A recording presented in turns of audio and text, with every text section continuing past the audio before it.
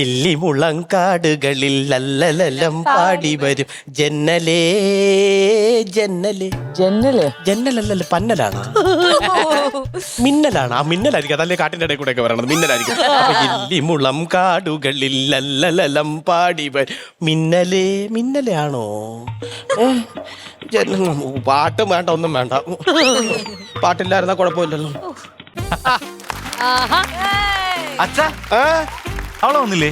തവള വരാതെന്താ അമ്പലക്കുളോ? തവള വന്നില്ലേന്നല്ല, അവൾ എന്റെ ഭാര്യ സൗമ്യ വന്നില്ലേന്ന്. അവള് വരാറാവുന്നല്ലേ ഉള്ളൂ. ആണോ? അമ്മ എന്തി? അമ്മ വസന്തേ വസന്തേ.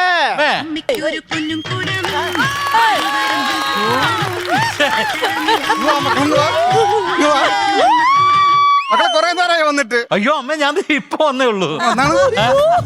ചൂടുള്ള മല്ല എടുക്കട്ടാ? കളഞ്ഞില്ലേ? 10-15 വർഷമായടാ, ഇപ്പഴും ചൂടുവെള്ളം പിടിച്ചോണ്ടിരിക്കുവാണ്. അത് എന്താന്ന് അറിഞ്ഞൂടാ. ഈ വേഷത്തിൽ വന്നാലേ അപ്പൊ ചൂടുവെള്ളം ചോദിക്കും. ആണ് കുഴപ്പം. ചൂടുവെള്ളം എടുക്കട്ടാ? അയ്യോ വേണ്ട വേണ്ട വേണ്ട. വേണ്ടെങ്കിൽ വേണ്ട. നേരത്തെ വന്ന എന്ത് നീ? അയ്യോ അമ്മ അച്ഛാ, ഇന്നൊരു സന്തോഷ ദിവസമല്ലേ? എന്താ മക്കളെ? സൗമ്യക്ക് ജോലി കിട്ടിട്ട് ഇന്നേക്ക് 1 മാസം തികയ. ഇന്ന് നമുക്ക് ശമ്പളം കിട്ടുന്ന ദിവസമാ. അവളെന്റെ അടുത്ത് പറഞ്ഞ് ശമ്പളം കിട്ടുന്ന പറഞ്ഞ് എന്റെ മോളെ പറഞ്ഞു. ഒരു കാര്യം അവള് പ്രത്യേകം പറഞ്ഞിട്ടുണ്ട്. ശമ്പളം കിട്ടുന്ന ദിവസം ശമ്പളം മുഴുവൻ കൊണ്ടുവന്ന് മൊത്തമായിട്ട് എന്റെ കയ്യിലോട്ട് ഇങ്ങോട്ട് വെച്ച് തരാം. കണ്ട് പഠിക്ക്.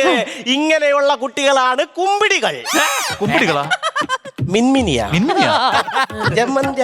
അയ്യോ കുടുംബിനി. എന്റെ ദൈവമേ, ഇതുപോലത്തെ ഒരു സർക്കാർ ജോലി കിട്ടണമെന്നായിരുന്നു എന്റെ ആഗ്രഹം.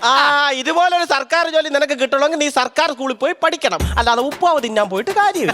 നിങ്ങൾ ഇവിടെ കടൽ വറക്കാൻ പോയതാ? അല്ല, ഞാൻ കപ്പലണ്ടി വറക്കാൻ പോയത്. എന്താണ് നിങ്ങൾ അവിടെ പോയത്?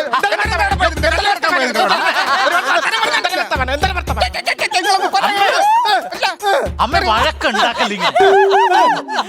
എന്താ പറഞ്ഞേ? വഴക്കുണ്ടാക്കല്ലേ? അവൻ പറഞ്ഞ കേട്ടാ, അമ്മയെ വഴക്കുണ്ടാക്കില്ലെന്ന്. അപ്പൊ ഞാനാണ് വഴക്കുണ്ടാക്കുന്നതെന്ന് അങ്ങനെയല്ലേ തുടങ്ങി വെച്ചത്. അമ്മയെ വഴക്കുണ്ടാക്കില്ലെന്ന് നീ ഞാൻ പറയട്ടെ, എന്നാ പിന്നെ അച്ഛാ വഴക്കുണ്ടാക്കല്ലേ? അതെന്താണ് വർത്തമാനോടെ ഞാനാ വഴക്കുണ്ടാക്കണേ? ദൈവമേ, ഇത് പഠിക്കാൻ പോണ സർക്കാർ ഓഫീസിൽ പോണ കാര്യം പറഞ്ഞപ്പോ അപ്പൊ ഞാൻ മറുപടി പറഞ്ഞു ഞാനാ വഴക്കുണ്ടാ. അതല്ല, നിങ്ങൾ രണ്ടുപേരും ഇങ്ങനെ വഴക്കുണ്ടാക്കല്ലേ എന്നാ പറഞ്ഞു. അപ്പൊ നീയല്ലേ വഴക്കുണ്ടാകുന്ന ഇവിടെ? ഞാൻ എന്തോന്ന് വഴക്ക്? ശമ്പളം കൊണ്ട് നീയല്ലേ വന്നത് ഇവിടെ? ശമ്പളം കൊണ്ട് ഞാനല്ലല്ലോ, അവളല്ലേ വരാൻ പോകുന്നത്. അവളവിടെ അതല്ലേ പറഞ്ഞു വരുന്നത്. നിങ്ങൾ ഇങ്ങനെ വഴക്കിട്ടുന്ന കാര്യം പറയാൻ പറ്റുമോ? ഇപ്പൊ സംഭവം നിനക്ക് മനസ്സിലായ? നമ്മളാണ് ഇപ്പൊ സമാധാനം കിടന്നവന്.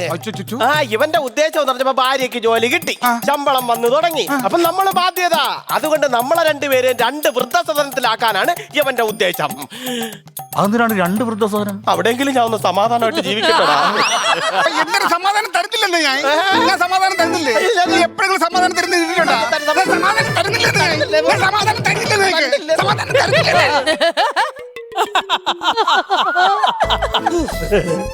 ഞാൻ പറഞ്ഞല്ലേ ഉള്ളൂ, വിഷ്വല് കണ്ടാ. നിങ്ങൾ രണ്ടുപേരും കൂടി സമാധാനം വന്നു. സൗമ്യ വന്നു. ഒരു കാര്യമുണ്ട്, അവളൊരു കാര്യം പ്രത്യേകം പറഞ്ഞിട്ടുണ്ട്. എല്ലാരും കണ്ണടച്ച് നിക്കണം. കണ്ണടച്ച് നിന്നോണ്ടിരുന്നാല് അവളൊരു വലിയ സർപ്രൈസ് ആയിട്ട് വരുന്നു. കണ്ണടച്ചോളേ. എനിക്ക് കണ്ണാടി ഊരിയാ മതി. കേറിപ്പോരും മോളെ. പൂമുഖവാതിൽക്കൽ സ്നേഹം വിടർത്തുന്ന പൂന്തിങ്കളാകുന്നു ഭാര്യ. പൂമുഖവാതിൽക്കൽ സ്നേഹം വിടർത്തുന്ന. പ്രശാന്തേട്ടാ, എവിടെ? ഇവിടെ ഉണ്ട്. കൈ നീട്ടിക്കേ. നീട്ടി. കണ്ണു തുറക്കരുത്. ഇല്ല. അയ്യോ, ഓ എന്താ മോളെ?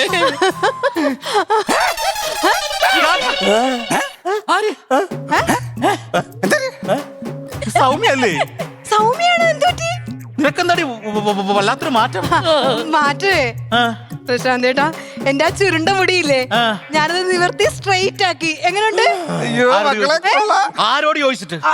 നീ ആരോട് ചോദിച്ചിട്ടാണ് സ്ട്രൈറ്റ് ചെയ്തത്? അല്ല, എന്നോട് ചോദിച്ചോ? ചോദിച്ചില്ല. എന്നോടൊരു അനുവാദം വാങ്ങിയോ? ഇല്ല. നിനക്ക് തോന്നിയ ദിവസം കാണിക്കാനുള്ളതാണോ? അല്ല, എനിക്കൊരു ആഗ്രഹം വന്നപ്പോ ഞാൻ ചെയ്തു പോയതാ. ആഗ്രഹം അമ്മേ കാണിച്ചു വെച്ചിരിക്കുന്ന കണ്ടില്ലേ?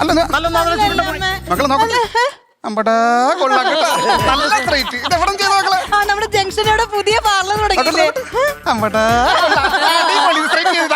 അമ്മ ഞാൻ എനിക്ക് എടി നിന്നെ ഇനി എന്നോടൊരു വാക്ക് ചോദിച്ചിട്ട് വേണ്ടി സ്ട്രൈറ്റ് ചെയ്യാൻ. പ്രശാന്ത് ചേട്ടൻ എന്തിനാ വർത്താനം വരുന്നത്? പ്രശാന്ത് ചേട്ടൻ ഡെയിലി ഷേവ് ചെയ്യുന്നുണ്ടല്ലോ, അത് എന്നോട് ചോദിച്ചിട്ടാണോ? എടി, അത് ഞാൻ സ്ഥിരമായിട്ട് ചെയ്യുന്നതല്ലേ. ആ ഇതപ്പോ ഞാൻ സ്ഥിരമായിട്ട് ഇനി ചെയ്യാൻ പോവാ. അത് ശരി. അമ്മ ഇന്ന് ഇവിടെ മുടി സ്ട്രൈറ്റ് ചെയ്ത്, നാളെ ഇവള് ബാഗി ജീൻസും ഷൂസും അണിഞ്ഞ് ബ്രൗണിൽ ചെത്തി പാട്ടും പിടിച്ചു പോതാ ബാക്കി കാര്യം പറ. ആ പാട്ടിന്റെ പുറകെ പോയി. നാളെ ഇവളെങ്ങാനും ബാഗി ജീൻസ് ഇടണമെന്ന് പറഞ്ഞാൽ ഞാൻ എന്തോ ചെയ്യും? അപ്പൊ ഈ ജീൻസ് എന്ത് ചെയ്യും? ജീൻസ് വാങ്ങിച്ചാ? മക്കളെ ജീൻസ് കൊള്ളാക്കട്ടെ. മകളെ ജീൻസ് ഇട്ട അടിപൊളിയാണ് കേട്ടോ. മകളെ ജീൻസ് വാങ്ങിച്ചൊരു ടോപ്പും വാങ്ങിച്ചു. അടിപൊളി. അത് ശരി. അടിപൊളി. അവള് സൂപ്പറായി ജീൻസ് ഇട്ട. അടിപൊളിയായിരിക്കും ജീൻസ് ഇട്ട. ദേ പ്രശാന്ത് ചേട്ടാ, എന്റെ സാലറിയിൽ എനിക്ക് ഇഷ്ടമുള്ള ഒരു കാര്യം ചെയ്തു, അത്രേ ഉള്ളൂ. ഈ പ്രശ്നത്തിന് അങ്ങനെ കണ്ടാ മതി. അത് ശരി. മുടി സ്ട്രൈറ്റ് ചെയ്ത് പോരാഞ്ഞിട്ട് അവള് ബാഗി ജീൻസ് മേടിച്ചോണ്ട് വന്നിരിക്കുന്നത്. എടി നിന്റെ ശമ്പളത്തിൽ നിനക്ക് തോന്നിയാസം കാണിക്കാനുള്ളതല്ല. ശമ്പളം കിട്ടി കഴിയുമ്പോ മൊത്തമായിട്ട് എന്റെ കൈ കൊണ്ട് തരണം. ഞാനല്ലേ കുടുംബം നടത്തുന്നത്. ഞാൻ തന്നല്ലോ. അതല്ല, പക്ഷെ അതിന് ഒരു ഉത്തരവാദിത്തം വേണം. എന്നോട് ചോദിക്കണ്ടേ നിങ്ങളെ? പ്രശാന്ത് ചേട്ടാ, ഒരു കാര്യം ഞാൻ പറഞ്ഞേക്കാം. എന്തൊക്കെ പറഞ്ഞാലും ഇനി കുറച്ച് നാൾ ഞാൻ ഇങ്ങനെയായിരിക്കും. പോളിക്കാൻ നടന്നാ മതി. അമ്മയ്ക്ക് ഒരു സാധനം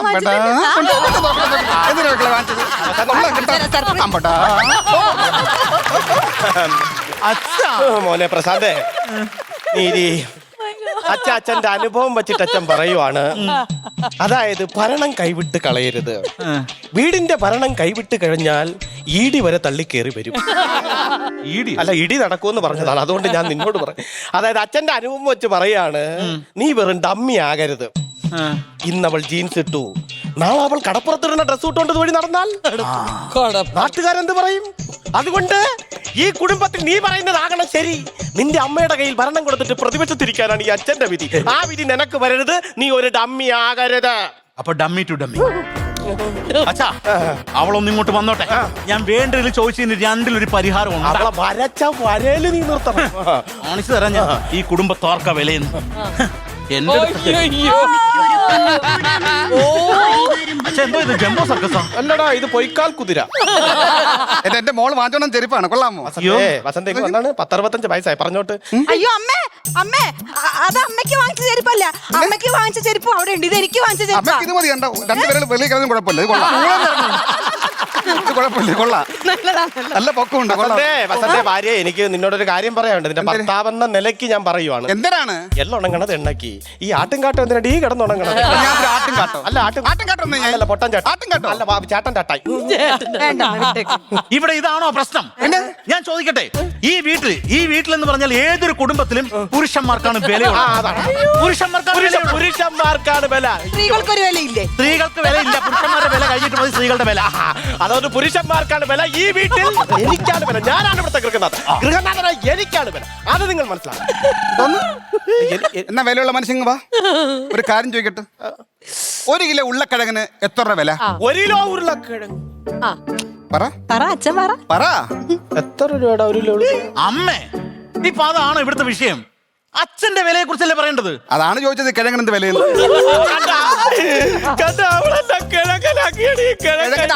ആയതല്ലേ മനുഷ്യ.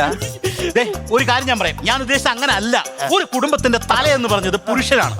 തല, അതായത് തലയാണ് തീരുമാനങ്ങളൊക്കെ എടുക്കുന്നത്. ആ തല പുരുഷനാണ്. തല നിങ്ങൾ എടുത്തോ, കഴുത്ത് ഞങ്ങൾ എടുത്തോളാം. മതി ഞങ്ങൾ കഴുത്ത് നിങ്ങൾ കഴുത്തോ കയ്യോ കാലോ എന്താ? പിന്നെ ഒരു കാര്യമുണ്ട്, ഈ കഴുത്തായ ഞങ്ങൾ വിചാരിക്കണം ഈ തല എങ്ങോട്ടൊക്കെ തിരിക്കണോ. എന്നാ പിന്നെ കാര്യം ചെയ്യും, തല നിങ്ങൾ അയക്കും, കഴുത്ത് ഞങ്ങൾ ആയിക്കോളാം. അയ്യടാ, ഈ കഴുത്ത കിടക്കണ താലിയാണ് സത്യം. ഞങ്ങൾ കഴുത്ത് വിട്ടു തരൂല. ഞാൻ ഉദ്ദേശിച്ച അങ്ങനെ അല്ല. അതായത് ഒരു സ്ത്രീ പൂർണ്ണതയിൽ എത്തണമെങ്കിൽ ഒരു പുരുഷൻ വേണം. പുരുഷൻ ഉണ്ടെങ്കിലേ സ്ത്രീക്ക് പൂർണ്ണതയേ ഉള്ളൂ. അങ്ങനെയൊന്നുമില്ല, ചുമ്മാ പറയണ. എന്ത് ഞാൻ തെളിയിച്ച് കാണിക്കാം. ഈ ആണുങ്ങൾക്ക് അവൻ എന്നൊക്കെ ഉള്ളതിന് ഇംഗ്ലീഷിൽ എന്തോ പറയുന്നത്? അത് ആണല്ല, ഹി അല്ല. ഈ പെണ്ണുങ്ങൾക്ക് എന്തോ പറയുന്നത്? പെണ്ണുങ്ങൾക്ക് ഷീ. ആ ഷീലൊരു ഹീ ഇല്ലേ? ഇല്ലേ?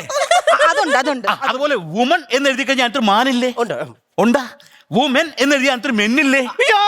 ഇനി പോട്ടെ, ഹീറോയിൻ എന്ന് എഴുതിയാൽ അതിനകത്തൊരു ഹീറോ ഉണ്ടല്ലോ. ഉണ്ടല്ലോ. അതുപോലെ തന്നെ ഫീമെയിൽ എന്ന് എഴുതിയാൽ ഒരു മെയിൽ ഉണ്ട്. ആ മെയിൽ ഇല്ലാണ്ട് ഫീമെയിൽ ഉണ്ടാകത്തില്ല. നിങ്ങൾ അത്ര വലിയ വാചകം അടിക്കൊന്നും വേണ്ട. ഞങ്ങള് സ്ത്രീകളും അങ്ങ് മുൻപന്തിയിലൊക്കെ തന്നെ. തെളിച്ചേരട്ടെ, ലേഡീസ് ആൻഡ് ജെന്റിൽമാൻ എന്നല്ലേ പറയുന്നത്. അപ്പൊ ലേഡീസ് ആരാ മുൻപന്തിയില്, സ്ത്രീകൾ മുൻപന്തിയിൽ.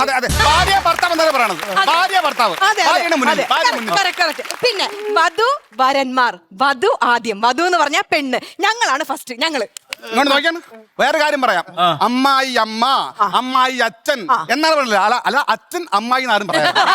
അച്ഛൻ അമ്മായി ഒരിടത്തും പറയാറില്ല. അതുകൊണ്ട് അമ്മ തന്നെയാണ് മുന്നിൽ. വേറെ കാര്യം ചോദിക്കട്ടെ, നീ പാച്ചാൻ പോയിട്ടില്ലടാ? നീ സ്കൂളിൽ പാച്ചാൻ പോയിട്ടില്ലേ? അവിടെ എന്താണ് പഠിപ്പിച്ചത്? ആ അമ്മ. അത് കഴിഞ്ഞാണ് അച്ഛൻ പഠിച്ചത്. അതുകൊണ്ടാണ് പറയുന്നത് സ്ത്രീകൾ തന്നെയാണ് മുന്നിൽ. അമ്പടാ. പക്ഷെ എന്തൊക്കെ പറഞ്ഞാലും അമ്മയായാലും കൊള്ളാം, ഭാര്യ ആയാലും കൊള്ളാം, ഈ പെൺവർഗത്തോട് എനിക്കൊരു കാര്യം പറയാനുണ്ട്. ഞങ്ങൾ ആണുങ്ങൾക്ക് ഇല്ലാത്ത രണ്ട് സാധനം പെണ്ണുങ്ങൾക്കുണ്ട്. അതല്ലെന്ന്, അതായത് അഹങ്കാരവും ധിക്കാരവും. ഈ രണ്ട് സാധനം നിങ്ങൾ ആണുങ്ങൾക്ക് ഇല്ലേ? ഇല്ല. ഞാൻ ചോദിക്കട്ടെ, നിങ്ങൾ എവിടെയെങ്കിലും കേട്ടിട്ടുണ്ടോ അഹങ്കാരൻ അല്ലെങ്കിൽ ധിക്കാരൻ? എപ്പോഴും കേൾക്കുന്നത് എന്തുവാ? അഹങ്കാരി, ധിക്കാരി. അതുകൊണ്ടാ പറഞ്ഞ പെണ്ണുങ്ങൾക്കാണ് ഈ അഹങ്കാരം ധിക്കാരം. അതാണ്. അങ്ങനെയൊന്നും വലിയ വർത്താനൊന്നും പറയണ്ട. ഈ ഞങ്ങളില്ലേ ഈ ആകാശത്തൂടെ പോണ വിമാനം ഇല്ലേ, അതാരാ വർത്തുന്നത്? ആരാ വർത്തുന്നത്? സമ്മതിച്ചു, പെണ്ണുങ്ങളും ഒക്കെ വിമാനം പറത്തുന്നുണ്ട്. പക്ഷെ ഈ വിമാനം കണ്ടുപിടിച്ചതാരാ? റൈറ്റ് സഹോദരന്മാരാ, അല്ലാതെ ലെഫ്റ്റ് സഹോദരിമാരല്ല. എനിക്ക് നിങ്ങളോട് സ്നേഹമായിട്ടൊരു കാര്യമേ പറയാനുള്ളൂ. ഇവിടെ കിടന്ന് തർക്കിച്ചാ നിങ്ങളെ തോറ്റു. അതുകൊണ്ട് നിങ്ങൾ പാട്ടിന് പോ. എന്താ പറഞ്ഞത്? പാട്ടിന് പോവാൻ. അമ്മേ, വേറൊരു കാര്യമുണ്ട്. ഈ ലോകത്തിലുള്ള എല്ലാ പാട്ടുകളും ഞങ്ങൾ പെണ്ണുങ്ങളെ വർണ്ണിച്ചോണ്ടല്ലോ. എന്തോ പാട്ടുകള് ആണ്? നിന്റെ തുമ്പു കെട്ടിയിട്ട ചുരുൾ മുടിയിൽ. അമ്മ ഇനി അടുത്തൊരു പാട്ട് മലയാളി പെണ്ണെ നിന്റെ മനസ്സ്, കുടമുല്ലപ്പൂവിനും മലയാളി പെണ്ണിനും സുന്ദരി സുന്ദരി ഒന്നിരിങ്ങി വാ. അങ്ങനെ ഒരുപാട് പാട്ടുകൾ പെണ്ണുങ്ങൾ. ഒരുപാട് പാട്ടുണ്ട്. സമ്മതിച്ചു. പക്ഷെ ഈ പാട്ടൊക്കെ എഴുതിയിരിക്കുന്നതേ ഞങ്ങളെപ്പോലുള്ള ആണുങ്ങൾ. അതുപോലെ നീ പാട്ട് പാടിയും താടി വെച്ച് യേശുദാസ, അല്ലാതെ താടിയില്ലാത്ത പെണ്ണുങ്ങളല്ല. ഈ ഗാനഗന്ധർവനേ ഉള്ളു, ഗാനഗന്ധർവി ഇല്ല. ഞങ്ങൾക്ക് വാനമ്പാടി ഉണ്ടല്ലോ, നിങ്ങൾക്ക് വാനമ്പാടൊന്നുമില്ലല്ലോ.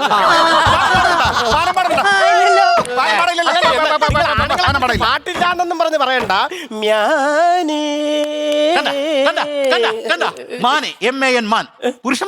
അതുകൊണ്ട് ഞാനൊരു കാര്യം നിങ്ങളോട് വീണ്ടും പറയുന്നു. എന്തായാലും നിങ്ങൾ പരാജയപ്പെടും. അതുകൊണ്ട് പരാജയത്തിന്റെ വിഷമം മാറാൻ അകത്ത് പോയി വിളക്ക് കൊളുത്തി വെച്ച് പ്രാർത്ഥിക്കുന്നത് നന്നായിരിക്കും.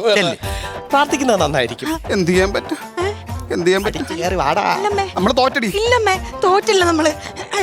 ഒരു കാര്യമുണ്ട്, ഈ അമ്പലത്തിൽ പോയി നമ്മൾ എല്ലാ വഴിപാടുകളും ചെയ്യത്തില്ലേ? അമ്പലത്തിൽ നടക്കുന്ന എല്ലാ ചടങ്ങുകളും ഇല്ലേ, അത് ഏറ്റവും കൂടുതൽ ഞങ്ങൾ പെണ്ണുങ്ങളുടെ പേരിലാണ്. അർച്ചന, ആരാധന, ആരതി, പൂജ, പുഷ്പാഞ്ജലി. പോരെ പോരെ.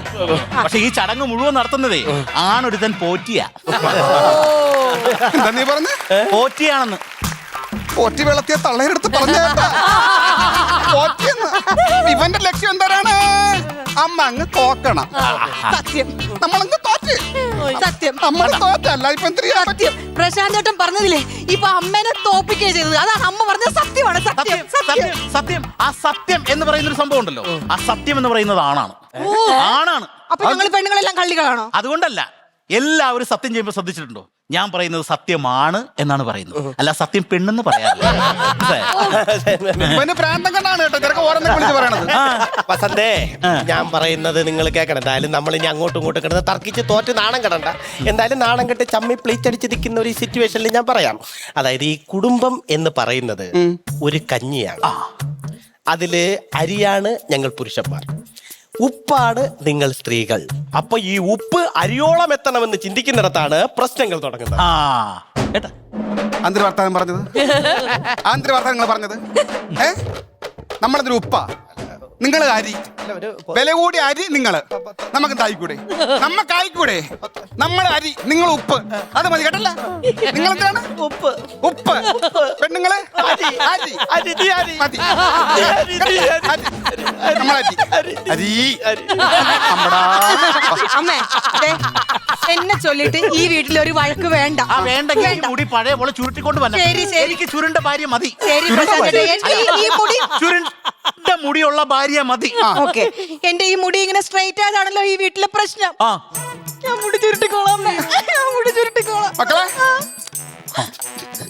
അങ്ങനെയൊക്കെ ചെയ്ത് കഴിഞ്ഞാൽ നമ്മൾ പെണ്ണുങ്ങൾ തോറ്റു. തോക്കട്ടെ, നമ്മൾ തോക്കട്ടെ. നമുക്കൊരു കാര്യം ചെയ്യാം. ഇത്രയും ആൾക്കാരൊക്കെ ഇത് കണ്ടല്ല, എല്ലാവരും തിരിച്ചല്ല. ഞാൻ ഒരു കാര്യം പറയാണ്. അമ്മയുടെ പ്രശ്നങ്ങൾ പരിഹരിക്കാൻ ഒരാളുണ്ട്. പോയിരിക്കണം. അമ്മയ്ക്ക് എന്ത് വിഷയം ഉണ്ടെങ്കിലും പരിഹരിക്കാനായിട്ട് ഒരു പ്രസിഡന്റ് അവിടെ ഇരിപ്പുണ്ട്. അതുകൊണ്ട് പ്രസിഡന്റ് ചോദിക്കുകയാണ്, തലമുടി സ്ട്രൈറ്റ് ചെയ്ത് ശരിയോ തെറ്റോ? അല്ല ചേച്ചി, ഇവക്ക് എന്നോടൊരു വാക്ക് ചോദിക്കാറില്ല. ഒരു അനുവാദം മേടിച്ചിട്ട് ചെയ്തിരുന്നെങ്കിൽ ഞാനൊന്നും പറയത്തില്ലായിരുന്നു. ഇത് മോശമായി പോയില്ല. അല്ല പറയട്ടെ. അല്ല ഞാനേ ഇപ്പൊ കുറെ കാര്യങ്ങൾ കണ്ടുല്ലോ, കുറെ പ്രശ്നങ്ങളുണ്ട്. മുടി സ്ട്രേറ്റ് ആവോ ചുള്ളോ അതല്ല പ്രശ്നം. പിന്നെ നിങ്ങൾ ആണുങ്ങളുടെ ഈ ചിന്താഗതിയില്ലേ, അത് സ്ട്രേറ്റ് ആവണം. മനസ്സിന്റെ ഫീലിംഗ് സ്ട്രേറ്റ് ആവണം. സ്ത്രീകളോട് എങ്ങനെ പെരുമാറണം അത് സ്ട്രേറ്റ് ആവണം. ബേസിക്കലി നിങ്ങളാണ് ഇങ്ങനെ, നമ്മളാണ് ഇങ്ങനെ. മനസ്സിലായ? ഒരുപാട് സന്തോഷം ചേച്ചി, വിലയേറിയ വാക്കുകൾ, അടിപൊളി വാക്കുകൾ. അതുകൊണ്ടല്ലേ ഞാൻ പ്രസിഡന്റ്. എന്നും അങ്ങ് ഇരിക്കട്ടെ. അമ്പടാ പറഞ്ഞേട്ടല്ല, നിന്റെ മനസ്സാണ് സ്ട്രൈറ്റ് ആക്കേണ്ടത്. അങ്ങനെ സ്ട്രൈറ്റ് ആയില്ലെങ്കിൽ ഉണ്ടല്ല, ഇങ്ങോട്ട് നോക്ക്, ഇതുപോലത്തെ പെണ്ണുങ്ങള് നിങ്ങളെ സ്ട്രൈറ്റ് ആക്കും. നിങ്ങൾ അങ്ങ് തേക്കൊന്ന് സ്ട്രൈറ്റ് മതി. കൊള്ളാവോ ഇത്? നല്ല ഭംഗിയുണ്ട്. കൊള്ളാല്ലേ? സ്ട്രൈറ്റ് ചെയ്ത് കൊള്ളാല്ലേ? അങ്ങനെയാണെങ്കിൽ എന്റെ തലമുടി എപ്പോഴാണ് സ്ട്രൈറ്റ് ചെയ്യാൻ പോകേണ്ടത്? വസന്തേ, അതെന്ത് എന്റെ മുടി സ്ട്രൈറ്റ് ചെയ്താൽ പറ്റൂലേ? ഈ 30 രൂപയുടെ തിരിപ്പ് എന്തിനടി സ്ട്രൈറ്റ് ചെയ്യണത്? അമ്പടാ അമ്പടാ. അടിപൊളി, സൂപ്പർ. അക്വസ്റ്റാർ പാത്തികളും ക്ലാമ്പുകളും. Aquastar rainwater pipes. മറ്റെല്ലാം ചുമ്മാ.